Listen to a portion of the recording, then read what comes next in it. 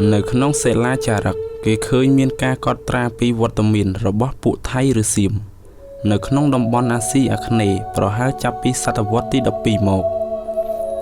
ពួកថៃឬសៀមកាលពីមុនរស់នៅក្នុងខេត្តយូណានប្រទេសចិន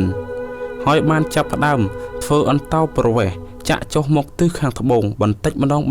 ងចាប់តាំងពីសតវត្សទី9ពីដំបូងគេឃើញពួកថៃឬសៀមបានចុះមកទីតាំងលំនៅភាគខាងជើងប្រទេសលាវសពថ្ងៃនិងនៅឈៀងម៉ៃចំនួនពួកថៃឬសៀមនៅប៉ែកខាងជើងនៃតំបន់អាស៊ីអាគ្នេយ៍មានកាន់តែច្រើនឡើង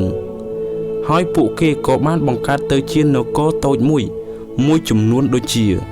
សុខោទ័យឈៀងសែនឈៀងម៉ៃស្រែមួយលាននិងអយុធ្យាក៏ប៉ុន្តែពីដំបូងនគរទាំងអស់នេះជានគរទុនខ្សោយហើយស្ថិតនៅក្រោមការឥទ្ធិពលរបស់អាណាចក្រខ្មែរនៅពេលដែលអាណាចក្រខ្មែរចាប់ផ្ដើមធ្លាក់ចុះទុនខ្សោយនគរពួកថៃឬសៀមក៏បានពង្រឹងប្រទេសរបស់ខ្លួនបន្តិចម្ដងឲ្យទៅជានគរដែលមានអធិបតេយ្យពេញលេញ